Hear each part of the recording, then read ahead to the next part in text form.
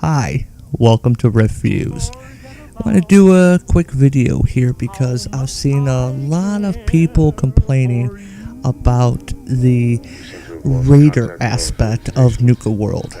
Now, with Fallout 4, they did follow, as I've said before, the Mass Effect 2 style, Mass Effect in general, style of karma, which is, the whole Paragon Renegade.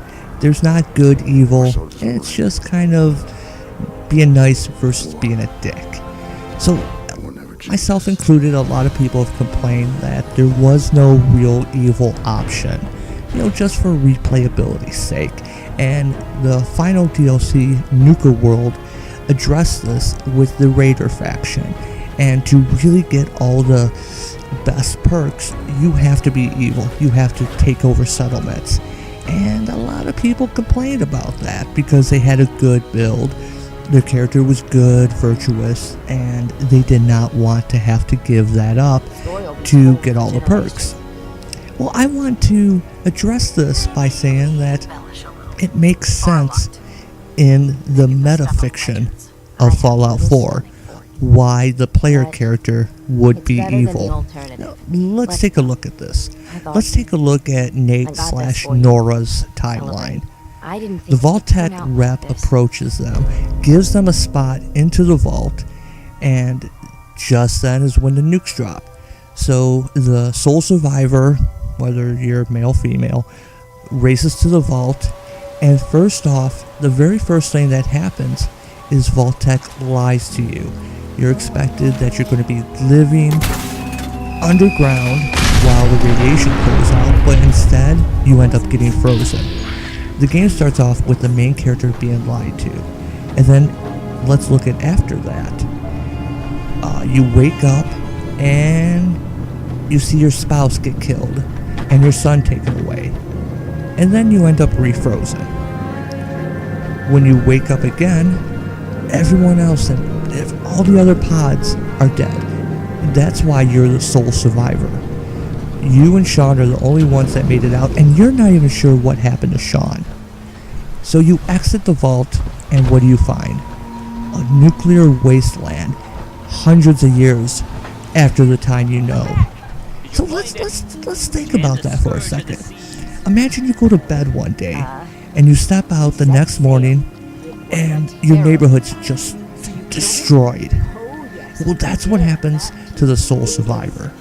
When they return to Sanctuary Hills, they find that all the houses are dilapidated. In fact, you can even run into your ghoulified neighbors. Yeah, you can kill them and then run into them again. But that just drives home the point that everything's gone. This is a whole new world. Everything that the player character would have loved in their life, whether it be the radio plays or their favorite meals, that's all gone. They've watched their spouse be killed. They're hunting for their son. Searching for Sean is the only thing that keeps the player character sanity, that keeps their head together. Now let's look at what happens after this. Now, you run into the Minutemen, and you end up getting pulled into their war. Maybe not a war, but taking back the Commonwealth. And then after that, you have the Brotherhood, the Institute, and the Railroad. All three are fighting to decimate one or two of the other groups. And of those three, not one of them is completely good. The Railroad, they have their missions against the Institute. The Institute is kidnapping people. The Brotherhood, they're just dicks like usual. So you end up in this arguably four-way battle that you had no part of. You really have no intention. You just want to get Sean back. That's all you want. So you end up following these missions. You have to choose one of the groups to side with. Even though you don't really have a horse in the race, so to speak. And then when you do get to the Institute, now that you've found Sean, you find out that he's dying. All this that you've worked for, and you're about to lose it. you never get a chance to really bond with your son. This is now a completely different person who's had a whole life experience that you have no idea because you last saw them when they were a baby. Sean is a stranger to you now. There's really no emotional impact when Sean dies, whether it be by your hand or by whatever circumstances, depending on the path you chose. There's no emotional impact because, in a way, this is not even your son. Your son is still the baby that you entered the vault with. And once Sean dies, that's it. You've completely lost your son. Even when you've run into him as an old man, in a way, he's already lost. And then, to top this all off, you've given it your all to help the Commonwealth. People you don't even know. You've just emerged into this world that you probably don't understand. And let's add into the fact that you've killed a lot of people. Now, with Nate, his bio, he's a soldier. That's how you get into the vault, is because of his military history. Nora, however, was a lawyer, according to the in-game text. Probably didn't kill that many people. So with Nate, it's a little bit more understandable, but Nora is just as trigger happy as Nate because, of course, the player character is controlling the sole survivor, and it'd be kind of a boring game otherwise, granted. Now, you've emerged into this world you don't understand. The world you know is gone. Your son, gone. You've been killing people left and right. These people barely exist to you. You have no ties to them. And then, what happens on top of that? You get fake Sean. You get a synth Sean of the baby your boy would grow up into, which around age 12. Again, this is still, you did not watch your child. You did not watch Sean grow into this. It was just went from, baby to 12-year-old. And here's the thing. The synth is going to stay 12 years old.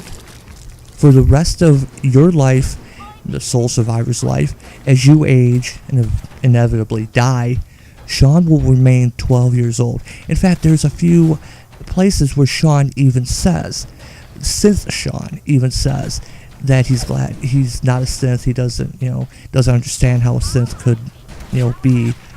He doesn't even know he's a synth.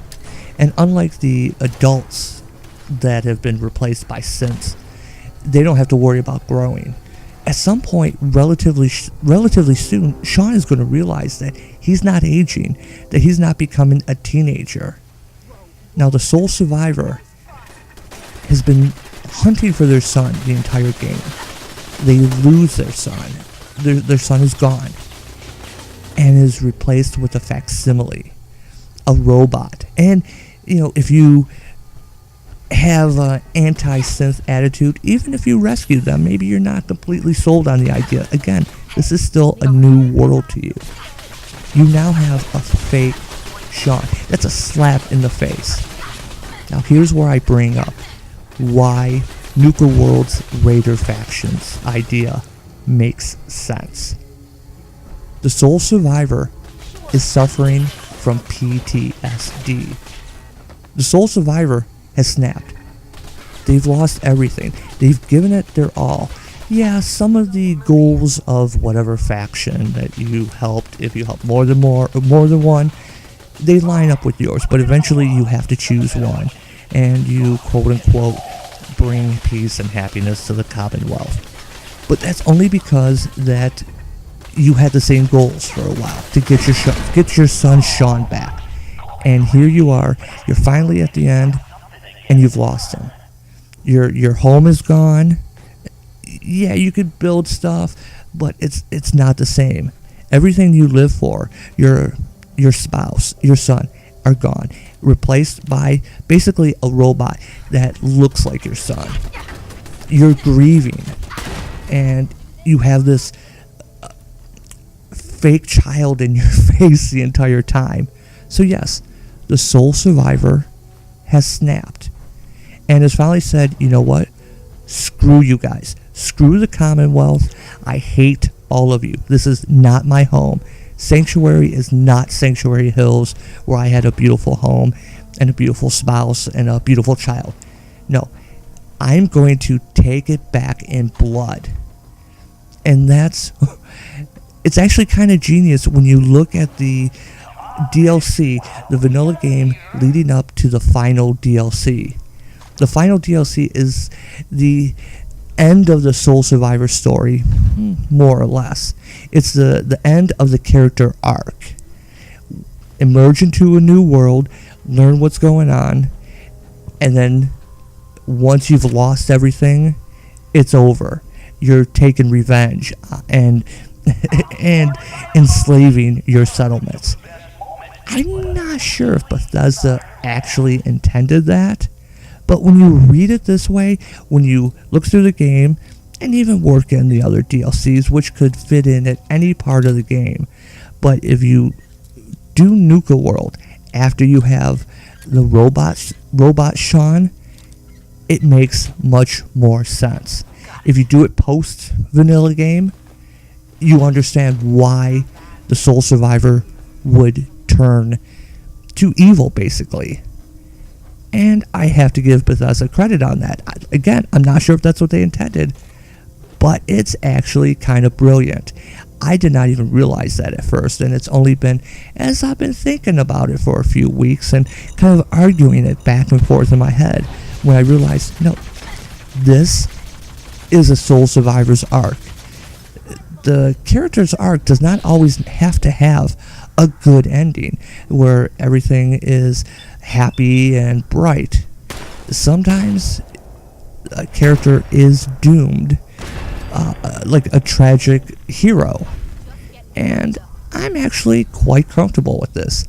If this is what Bethesda intended, it was pretty brave, so props to them. So if you disagree, go ahead and leave a comment. Let me know what you think. Maybe I'm completely off base and I'm reading too much into it. So go ahead and leave me a comment below and let me know what you think. Till next time, talk to you later.